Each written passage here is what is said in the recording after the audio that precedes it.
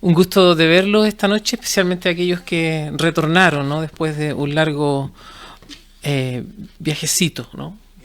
Un largo periplo. Quiero invitarles a que abran sus Biblias. Vamos a continuar en el libro de los Salmos.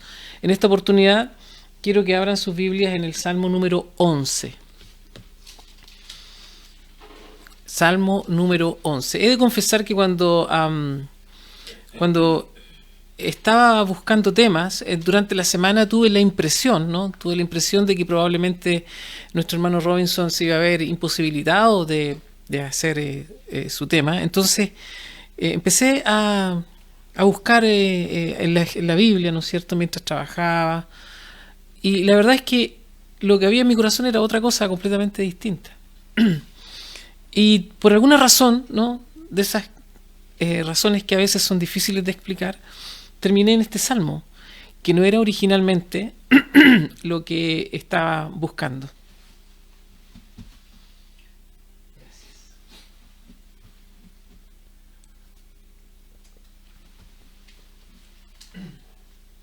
Es un salmo hermoso, el salmo de David, salmo número 11, así que lo vamos a leer ahora, en el nombre del Señor, ¿verdad? Y dice así: al músico principal, salmo de David. En Jehová he confiado. ¿Cómo decís a mi alma que escape al monte cual ave? Porque he aquí los malos tienden el arco, disponen sus saetas sobre la cuerda para asaetear en oculto a los rectos de corazón. Si fueren destruidos los fundamentos, ¿qué ha de hacer el justo? Jehová está en su santo templo, Jehová tiene en el cielo su trono, sus ojos ven, sus párpados examinan a los hijos de los hombres. Jehová prueba al justo, pero al malo y al que ama la violencia su alma los aborrece. Sobre los malos hará llover calamidades, fuego, azufre y viento abrasador. Será la porción del cáliz de ellos. Porque Jehová es justo y ama la justicia. El hombre recto mirará su rostro. Vamos a orar. Padre, en el nombre de Jesús te damos las gracias por este momento. Te pedimos, Dios mío, que abras nuestra mente y corazón para el consejo sabio de tu palabra. Ayúdanos, Señor, bendícenos, úsame. Te alabamos y te bendecimos y pedimos tu dirección en el nombre de Jesús. Amén. Los salmos tienen una particularidad especial. Su tipo de literatura es lo que podemos llamar literatura poética. A mí en lo particular encuentro los salmos, el libro de los salmos muy, muy especiales, porque además a mí me gusta la poesía. Entonces, los salmos tienen esa particularidad, ¿ya? Contiene cantos, himnos, oraciones, lamentos, y como dije al comienzo, también contiene una poesía llena de figuras, ¿verdad? Una serie de figuras literarias con las cuales el salmista y los otros que compusieron los salmos nos llevan en nuestra imaginación a esos tiempos y a las situaciones que ellos vivieron, y de alguna manera nosotros poder sentirlas. Los salmos se escribieron en un periodo de casi 1000 años. Cerca del 40% de los salmos son lamentos, ¿verdad? Y esto es muy interesante porque todos los salmos hablan y apuntan a la figura del Mesías, apuntan a Jesús. Y las circunstancias en las que el rey David escribe el Salmo 11 son circunstancias completamente adversas, anómalas, complicadas para él como rey de Israel. Es muy probable que, dicen algunos, los expertos, ¿verdad?, los entendidos, dicen que es probable que el rey David escribiera esto mientras estaba huyendo del rey Saúl que quería matarlo. Pero otros dicen que se trató más bien un salmo escrito durante la rebelión de Absalón. Yo me inclino más por la segunda opción, porque básicamente cuando usted comienza a leer el Salmo va juntando todos estos cabos sueltos, ¿verdad? Porque, como dije, es poesía. Es poesía que está describiendo un hecho complejo para el rey David. Entonces, Absalón era hijo de David, uno de sus hijos. Y Absalón se molestó mucho porque uno de sus hermanos, Amnón, terminó mediante mentira, mediante engaño, abusando sexualmente de su hermana, de su media hermana Tamar. Y esa situación gatilló en Absalón el deseo de venganza. Les estoy dando el contexto, ¿qué está pasando acá? Entonces esa situación infame, cruel, motivó en Absalón este deseo de venganza, ¿verdad? Entonces urdió un plan para poder deshacerse de Amnón por la infamia, por el crimen que éste había cometido.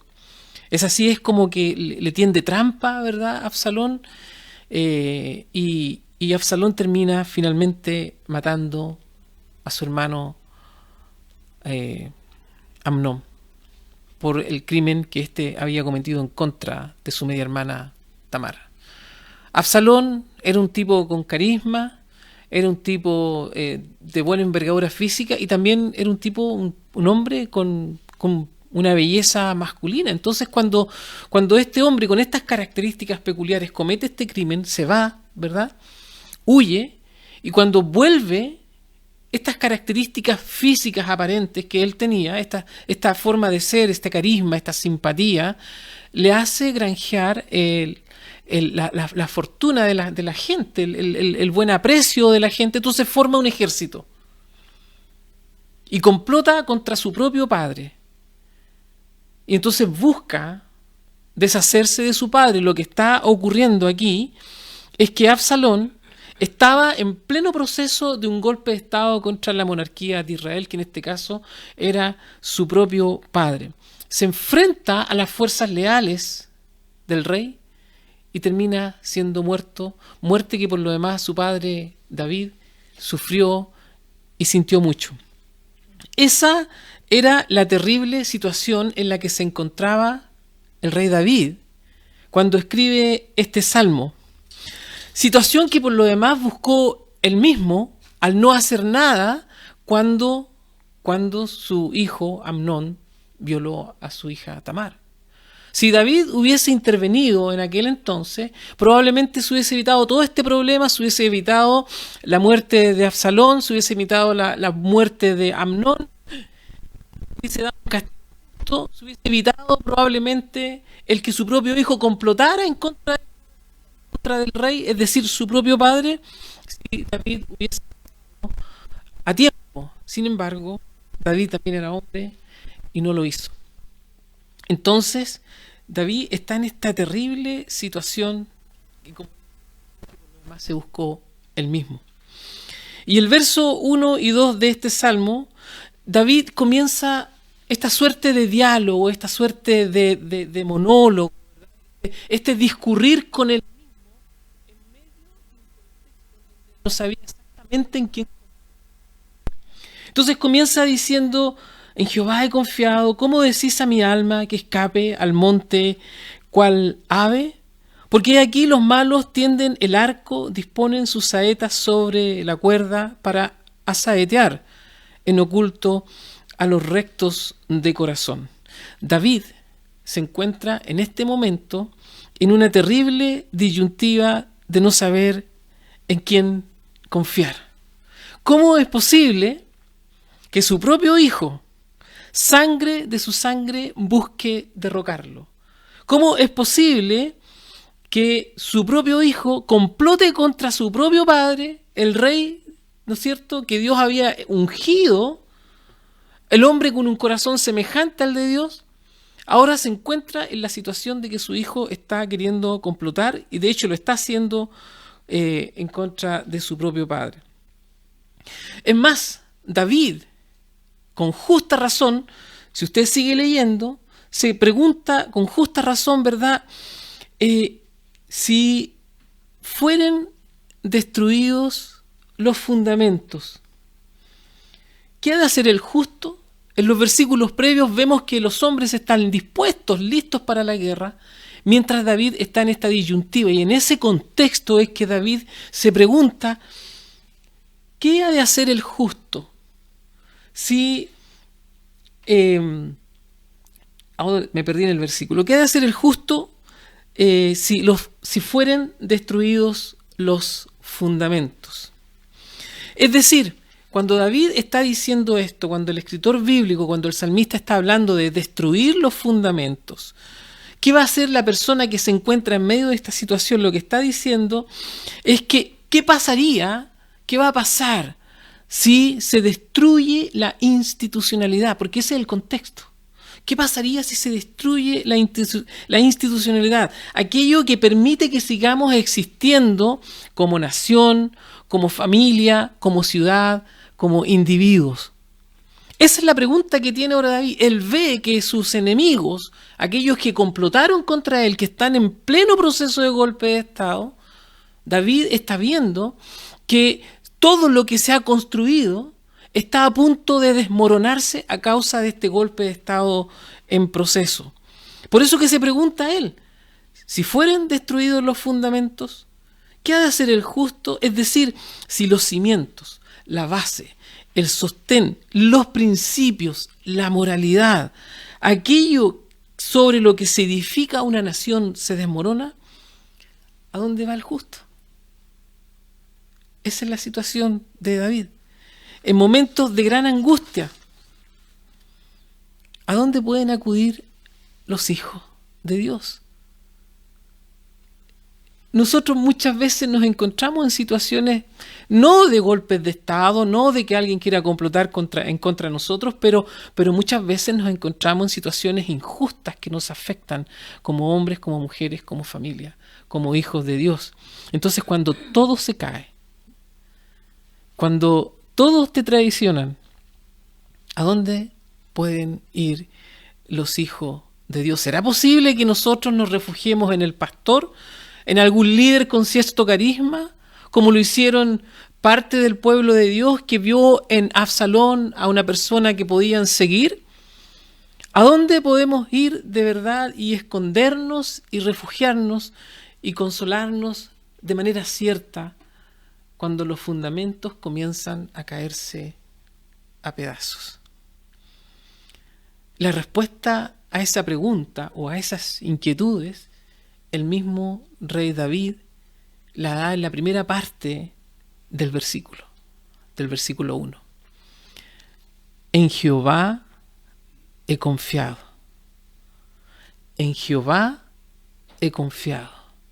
Es eso lo que está diciendo el rey. En una situación completamente difícil para el rey, él, en esta conversación que tiene consigo mismo, cuando surge este salmo, en ese discurrir que él tiene, él se para sobre un cimiento seguro, sobre una base sólida, y desde allí él comienza su análisis, ¿verdad? Comienza a hacer estas preguntas, pero siempre entendiendo que él confía en el Señor. La respuesta a todas esas preguntas la da el mismo rey David al comienzo del versículo. En una situación completamente difícil para él, él sabía perfectamente en quién podía confiar.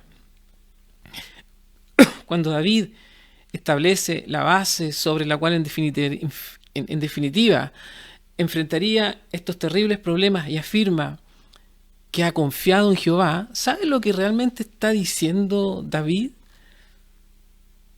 Que él va a confiar en alguien a quien conoce. Lo que está diciendo David en esa simple sentencia, en esa simple frase, es lo siguiente: yo conozco a mi Dios.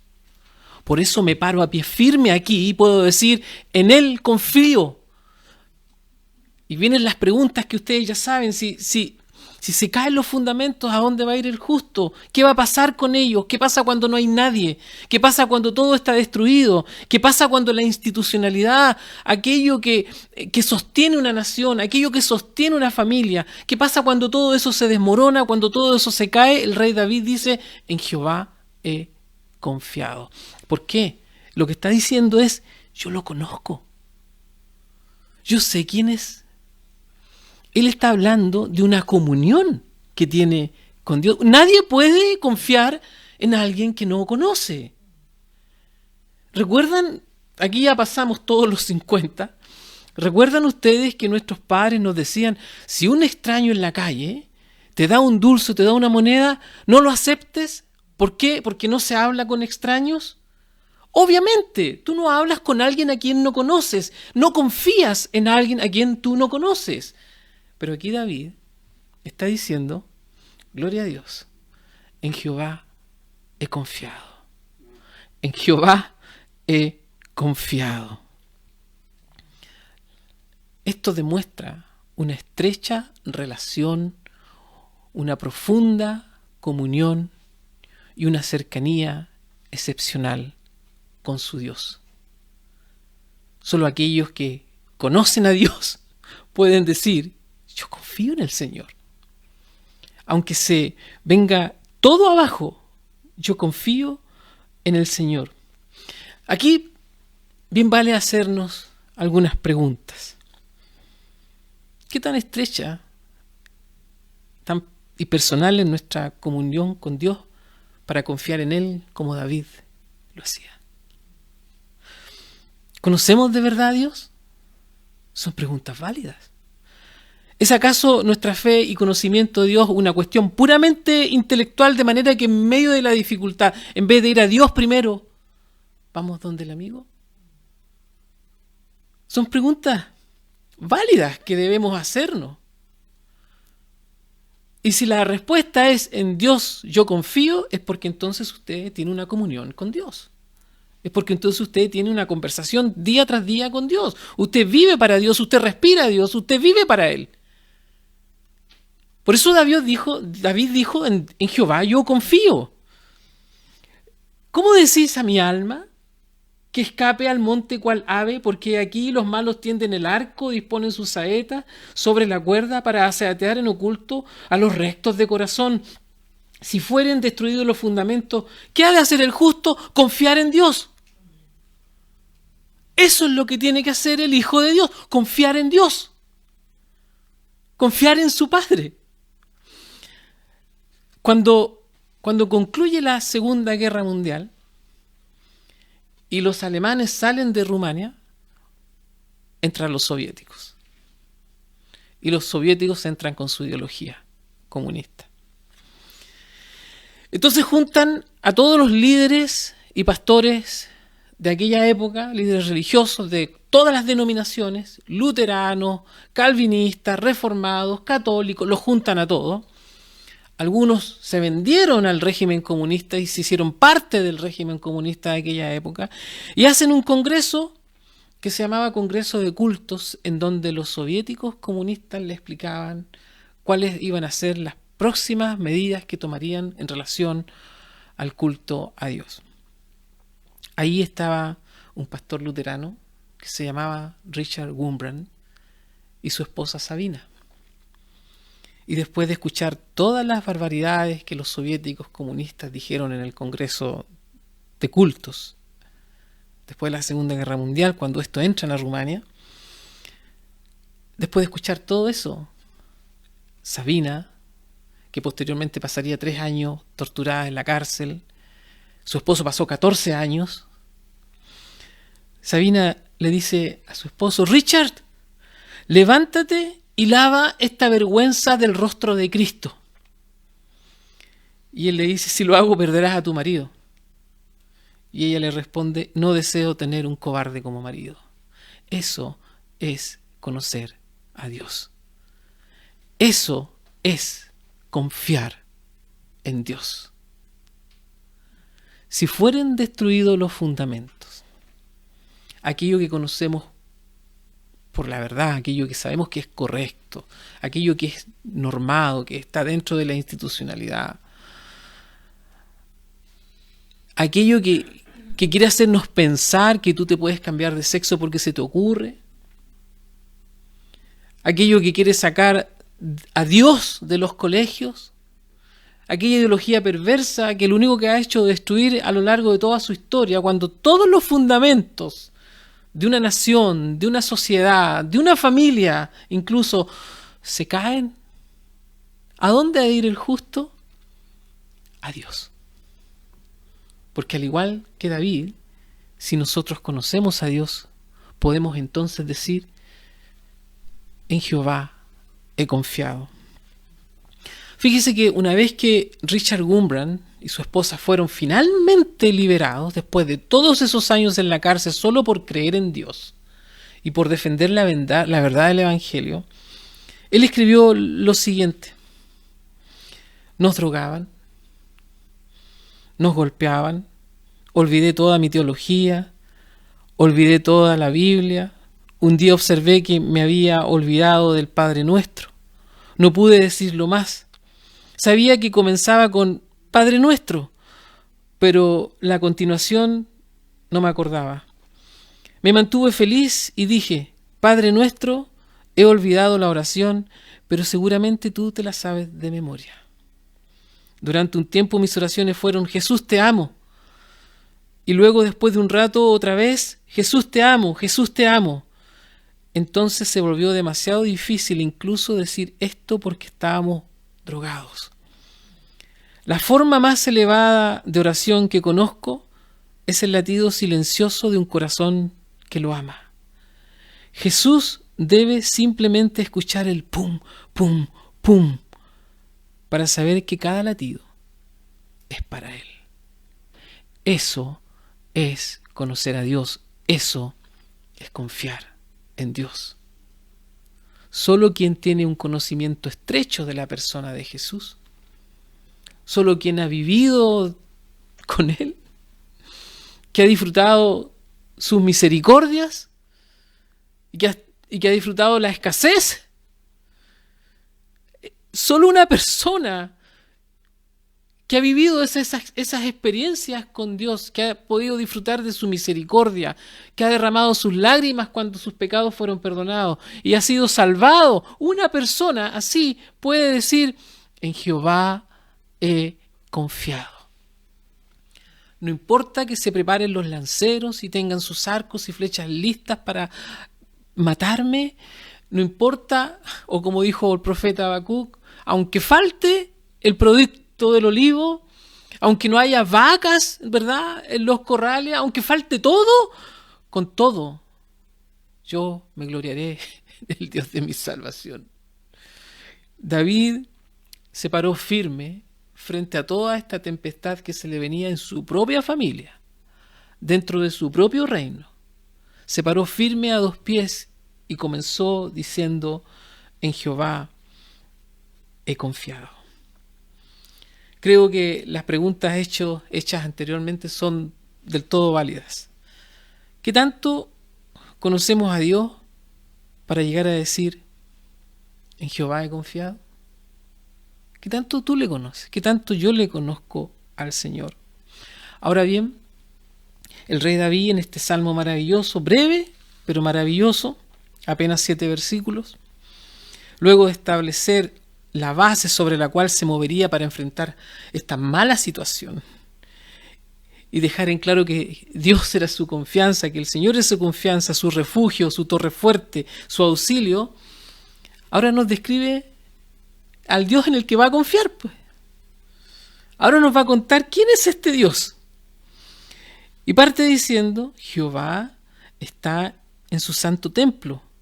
Jehová tiene en el cielo su trono. Sus ojos ven, sus párpados examinan a los hijos de los hombres. Jehová prueba al justo, pero al malo y el que ama la violencia, su alma los aborrece.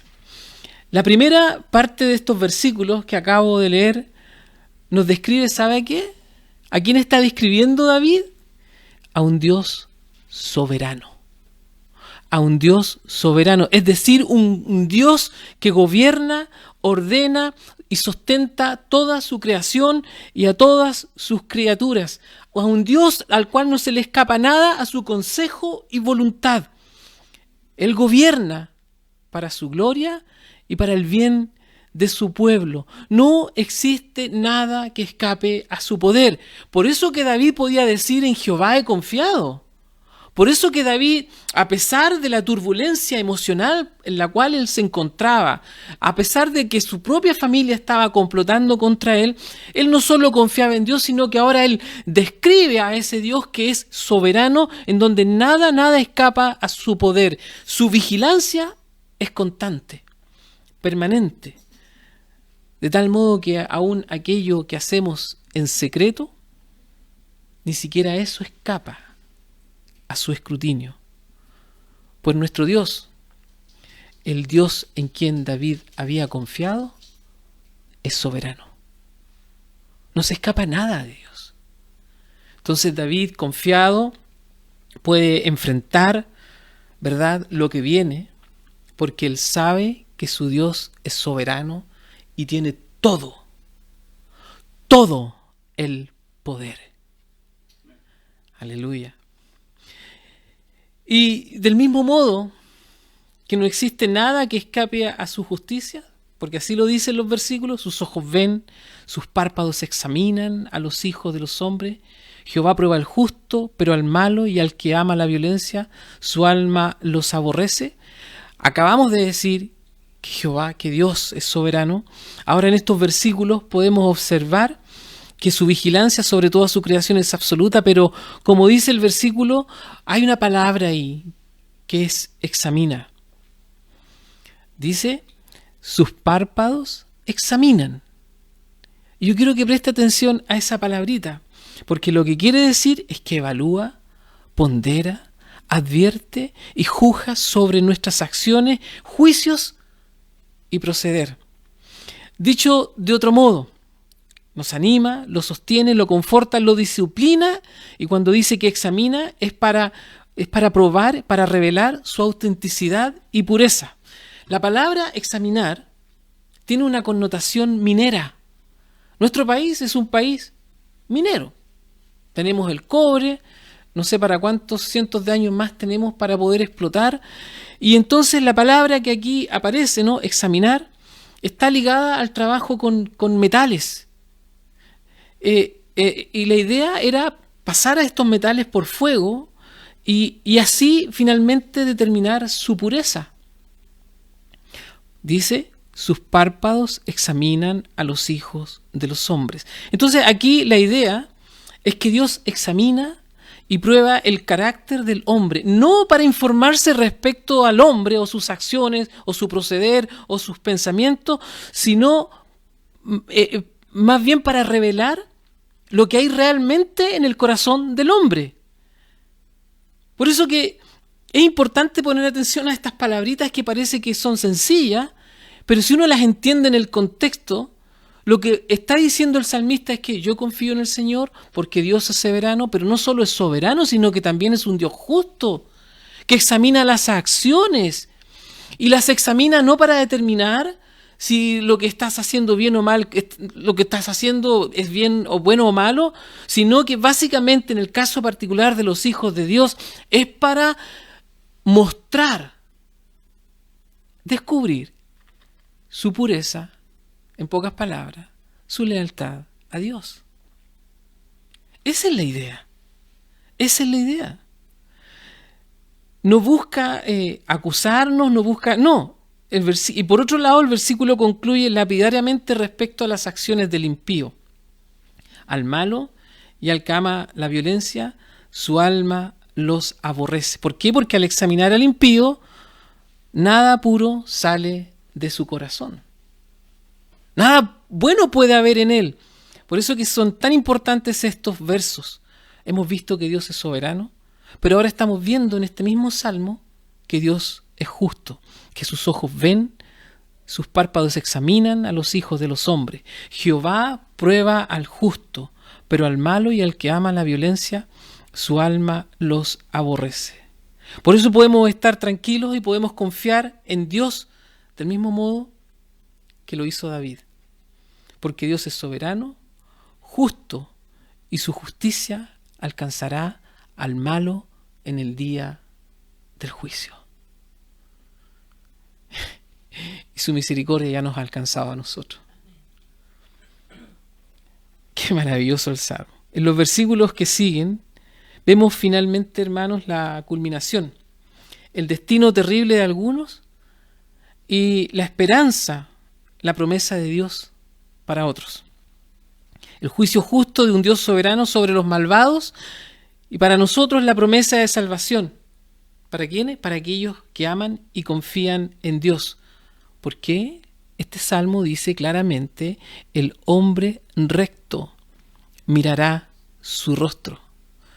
Aquí podemos ver en definitiva no solo la promesa, sino que podemos entender por qué David podía decir al principio del salmo, en Jehová he confiado. Qué maravilloso.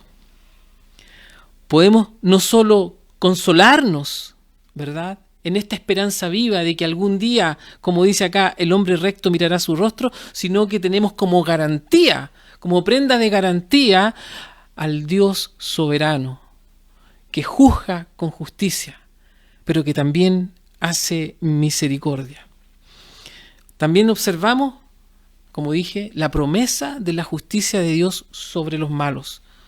Sobre los malos hará llover calamidades, fuego, azufre y viento abrasador será la porción del cáliz de ellos, porque Jehová es justo y ama la justicia. El hombre recto mirará su rostro. La implicancia en estos versículos es clara. Primero, lo inevitable del juicio de Dios sobre los malvados, que aunque prosperen por un tiempo, porque lo hemos visto, somos testigos de eso, pasa en todas partes, en todas las sociedades, aunque prosperen por un tiempo, los malvados, la justicia de Dios igual lo alcanzará. No se van a escapar. No se van a escapar. Porque este Dios es soberano. Es un Dios justo, que hace justicia, no como nosotros. No es una justicia torcida, corrupta, como la de los hombres. Y la otra implicancia es que los hijos de Dios, aunque afligidos por un tiempo, cosa que es muy cierta, porque en muchas ocasiones hemos estado afligidos, tenemos que saber que contamos con la promesa de Dios. No porque esto sea mérito de nosotros, no porque hayamos hecho algo para merecerlo, no, más bien porque Dios es un Dios lleno de gracia. Por esa razón, con la ayuda de Dios, con la ayuda de nuestro Señor Jesús, es que podemos también decir con David, en Jehová he confiado. Porque sin su ayuda no podríamos, hermano. No podríamos abrazar a Dios. No podríamos acercarnos a Él y probablemente nos derrumbaríamos en medio del problema, en medio de la dificultad, en medio de la injusticia, en medio de la calumnia. ¿Se fijan? David se enfrentó a un problema mayor, grande. Su propia familia, su propia sangre estaba complotando contra él. Él podía ver, podía palpar cómo se tensaban los arcos, cómo se preparaban para la guerra, mientras él se debatía en quién confiar, en quién, a dónde ir. ¿Puedo confiar en mis súbditos? ¿Qué pasa con estos de acá? ¿Qué pasa con estos de allá? Pero no, David se había parado firme sobre Dios. Por eso dijo, en Jehová he confiado. Es decir, a Él lo conozco. Yo sé quién Él es Él, yo sé quién es Dios, yo tengo una relación con Él, yo tengo una comunión con Él, yo converso con Él todos los días. Y no solo tengo una relación con Él, también sé que Él es soberano, pero además de ser soberano, también es un Dios justo que al final castigará al malo y al hombre recto mirará su rostro. Es decir, nosotros tenemos una promesa de salvación. Tenemos una promesa que nos invita a seguir adelante, a confiar en Él, a saber que Él es soberano y que Él es justo. Cuando viene el problema, cuando te han traicionado, cuando todo está en contra y nada resulta, ¿en quién confías? ¿En quién confías? Dios nos invita a confiar en Él, a mantener viva la fe, a abrazarnos a esta esperanza, porque aun cuando los fundamentos se derrumben, no estaremos solos.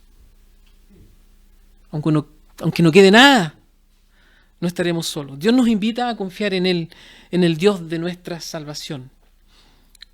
Confiar en Dios, queridos amigos, hermanos, no es de ninguna manera negar el peligro, ni hacernos desentendernos de los problemas. Está lejos de eso la confianza en Dios, sino que lejos de negar las circunstancias que nos rodean y de los problemas que de pronto tenemos que afrontar, lo importante en esto es que tenemos que advertir, notar, al igual que David, que su trono es permanente y su justicia no falla y su misericordia es para siempre. Amén. Vamos a orar. Padre bendito, en el nombre de Jesús, te damos las gracias por tu palabra. Te pedimos, oh Dios, humildemente, que podamos entrar en una dinámica de confianza, de aumentar nuestra fe y esperanza y conocimiento de tu persona. Si no lo hemos hecho hasta ahora, te pedimos que nos perdones y nos ayudes. Te alabamos y te bendecimos en el nombre de Jesús.